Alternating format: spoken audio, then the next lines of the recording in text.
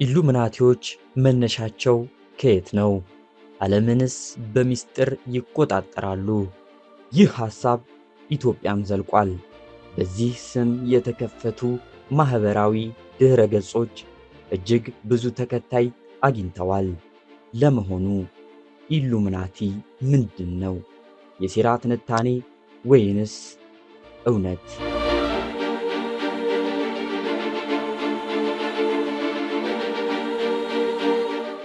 ኢሉሚናቲዎች በሚስጥር ዓለምን ተቆጣጥረው አዲስ ሥርዓት ሊዘረጉ ነው የሚለው መላምት ለዓመታት ሲሰማ ቆይቷል። የዚህ ሐሳብ መነሻ በአውሮፓውያኑ 1960ዎቹ የነበረ ልብ ወለዳዊ ክስተት ነው። ጀርመን የነበረው ኢንላይትመንት ኢራ ወይም የእውቀት ብርሃን ዘመን ከኢሉሚናቲ መነሻ ጋር ይተሳሰራል። ባቫሪያን የሚባል ሚስጥራዊ ስብስብ ነበር። ይህም እንደ ኤሮፓውያን አቆጣጠር በ1776 ነበር የጀመረው። የተማሩ ሰዎች ተሰብስበው ሃይማኖታዊ ሥርዓትና መዋቅርን ይነቅፉ ነበር። ፍሪሜሰን የተባለው ሌላ ሚስጥራዊ ቡድን ሁሉ ኢሉሚናቲም ተራማጅ ተደርገው ይወሰዳሉ። ወግ አጥባቂና ክርስቲያን ተቺዎች ግን አልተቀበሏቸውም። ለተወሰነ ጊዜ ጠፍተው በ1960ዎቹ ዳግመኛ አንሰራሩ። አሁን ያለው ኢሉሚናቲ ከባቫሪያን ሚስጥራዊ ቡድን እንደሚለይ በኢሉሚናቲ ላይ ጥናት የሰራው ዴቪድ ብራምዌል ይናገራል። በሚስጥራዊ ፍልስፍና የሚመራ ከተለመደው ባህላዊ አካሄድ የሚጻረር ንቅናቄ በምዕራቡ ዓለም የተስፋፋበት ወቅት ነበር። በወቅቱ ፕሪንሲፒያ ዲስኮርዲያ የሚባል መጽሐፍ ታተመ። መጽሐፍት አልባ ሥርዓት የሚያቀነቅኑ ሰዎች ኢሪስ የሚባል የቀውስ አምላክን እንደሚያመልኩ ልብ ወለዱ ያትታል። ማህበራዊ ነውጥ ማንሳት የሚፈልግ ቡድንን ሕይወት ያስቃኛል። መጽሐፉን ካዘጋጁት መካከል አንዱ ሮበርት አንቶን ዊልሰን ነው። ዓለም አምባገነን ሆናለች፣ ቁጥጥር ጠንክሯል ብሎ ስለሚያስብ ማህበራዊ ነውጥ በማስነሳት ለውጥ እንዲመጣ ይሻል። መገናኛ ብዙሃንን በመጠቀም ታዋቂ ባህልን በመገዳደር ሐሰተኛ መረጃ በማሰራጨት ለውጥ እንደሚመጣ ያምን ነበር ሲል በኢሉሚናቲ ላይ ጥናት የሰራው ዴቪድ ብራምዌል ይናገራል። ጸሐፊው ከሌላ ወዳጁ ጋር በመሆን ፕሌይቦይ መጽሔት ላይ ከአንባቢያን የተላኩ ናቸው ያላቸውን ሐሰተኛ ደብዳቤዎች ያትሙ ነበር። ደብዳቤዎቹ ኢሉሚናቲ ስለተባለ ሚስጥራዊ ቡድን መኖር ይናገራሉ። ሰዎች የሚያነቡትና የሚሰሙት ምን ያህል እውነት እንደሆነ እንዲጠራጠሩ የሚያደርግ መንገድ ነበር። ብዙዎች ስለ ኢሉሚናቲ መኖር ማመን ጀመሩ። ጆን ኤፍ ኬኔዲን ማን ገደላቸው የሚለውን ጨምሮ በይፋ የሚታወቀው ነገሮች ጀርባ ያሉት ኢሉሚናቲዎች ናቸው እየተባለ መወራት ጀመረ። ወሬው እንዲሰራጭ ምክንያት የሆነው መጽሐፍ ተቀባይነት በማግኘቱ የዩናይትድ ኪንግደም ሊቨርፑል ውስጥ ቲያትር ሆነ። በ1975 ኢሉሚናቲ ሆኖ ጌም ለመጫወት የሚሆን ካርድ ሲታተም ከቡድኑ ጋር በተለምዶ የሚተሳሰሩ ምስሎች ታዋቂ ሆኑ። አሁን ላይ ጄዚና ቢዮንሴን ጨምሮ በርካታ ታዋቂ ሰዎች ኢሉሚናቲ ናቸው ተብሎ ይታመናል። 3 ማዕዘን ያለው ቅርጽ በመስራት መድረክ ላይ ሲታዩ ይስተዋላል።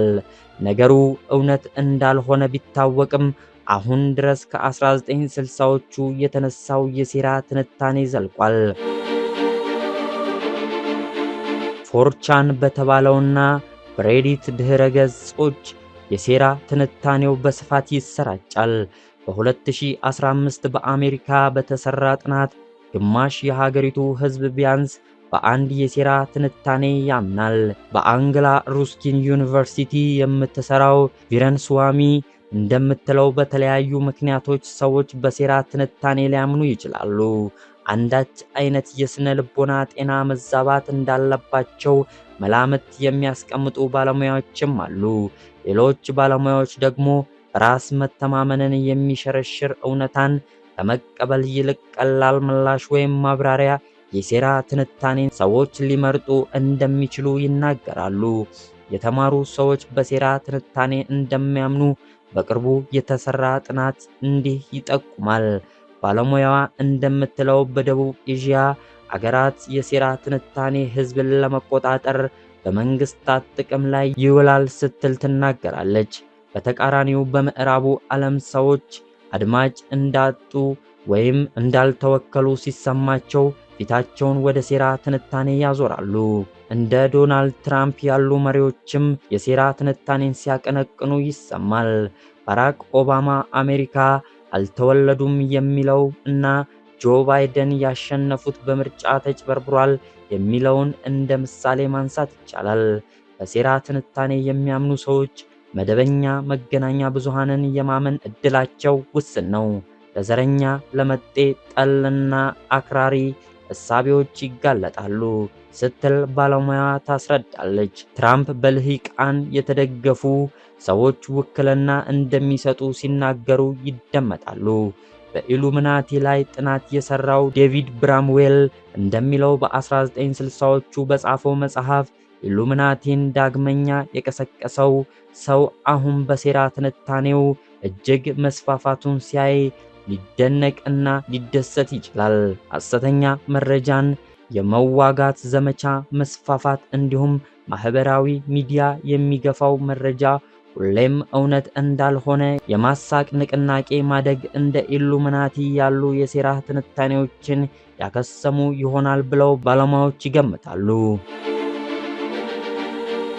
ኢሉሚናቲ መነሻ ሐሳቡ ከ200 ዓመት በላይ አስቆጥሯል። ሲስተር አና የምትሰራው ከአጎቲክ ቤተክርስቲያን ፊት ለፊት ነው። ወደ አካባቢው ከፈረንሳይ፣ ከዩናይትድ ኪንግደም እና ከሌሎች አገራት ሰዎች ለስብሰባ እንደሚሄዱ ብታውቅም የት እንደሚካሄድ በግልጽ መረጃ የላትም። በቤተ ክርስቲያን መጽሐፍ መደብር ውስጥ የምትሰራው ሲስተር አና በባቫሪያን ኢሉሚናቲ ስብሰባ እንደሚደረግ ሰምታለች። ኢንጎስታሊድ ከተማ የኢሉሚናቲ መነሻ ቢሆንም ሚስጥራዊው ስብሰባ የመደረጉ ነገር ከእውቀት እየራቀ ይመስላል። በአውሮፓውያኑ በ1776 በኢንጎልስታድ ዩኒቨርሲቲ የሕግ ምሁሩ አዳም ዌስሻፉት ኢሉሚናቲን ፈጠረ። የንግግር ነፃነት ያለበት የልሂቃን ስብስብ እንዲሆን ነበር ሐሳቡ። ከፍሪሜሰንስ ምስጢራዊ ቡድን በተጨማሪ የፈረንሳይ ፈላስፎችም ተጽዕኖ አሳድረውበታል። ሃይማኖታዊ ቡድን ሳይሆን ነፃ ሐሳብ የሚስተጋባበት ቡድን መፍጠርን ዓላማው አድርጎ ተነሳ። ሃይማኖታዊ ቡድን እሳቤ ዋነኛ በሆነበት ከተማ ነፃ አስተሳሰብ ማራመድ ቀላል አልነበረም። መጀመሪያ ለቡድኑ አባልነት የመረጠው 5 ጎበዝ የሕግ ተማሪዎቹን ነበር። ከዚያም ቡድኑ በፍጥነት ተስፋፋ። የእውቀት ብርሃንን አባላቱ ለማሰራጨት ሲሞክሩ የመንግስትና የሃይማኖት ተቋማትን እንቅስቃሴ ተከትሎ መረጃ የሚያቀብላቸው ነበራቸው። ሀብት በማከማቸት አስተምሮውን ለማስፋፋት ሞክረዋል።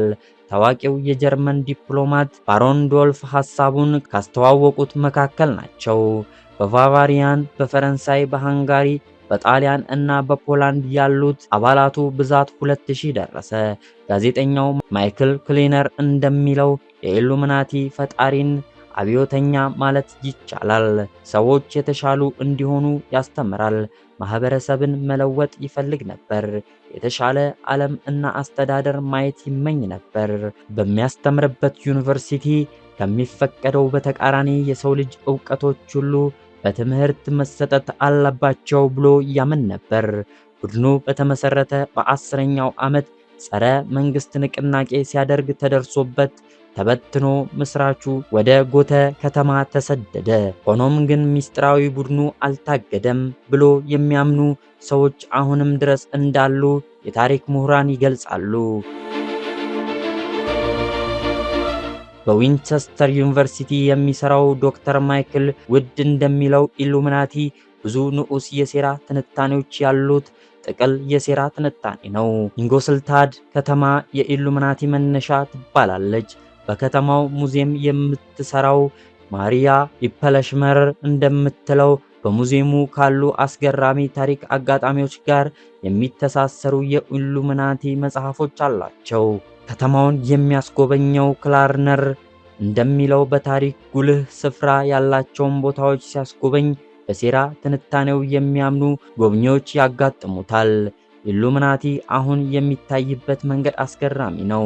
ከእውነተኛው ኢሉሚናቲ በጣም በተለየ መንገድ ነው አሁን የሚታየው ትላለች ሲስተር አና። እንደምትለው አሁንም ድረስ የኢሉሚናቲ ስብሰባ በከተማው እንደሚካሄድ የሚያምኑ ሰዎች እውነት ባይሆንም እንኳ ቦታውን ይጠይቋታል። ከፈረንሳይ አብዮት አሜሪካ ላይ ከተፈጸመው የመስከረም 11 ጥቃት እንዲሁም ከሌሎች ጉልህ ክስተቶች ጀርባ ኢሉሚናቲዎች እንዳሉ የሚያምኑ ጥቂቶች አይደሉም። ኤልዳ ሚዲያን ሰብስክራይብ እያደረጋችሁ ሐሳብ አስተያየት ካላችሁ በኮሜንት ሴክሽን ላይ የጻፋችሁልን፣ ፕሮግራማችንን ከወደዳችሁት ላይክ በማድረግ አስገራሚና ድንቃድንቅ ታሪኮች ወደ እናንተ እንዲደርሱ የደውል ምልክቷን ይጫኑ።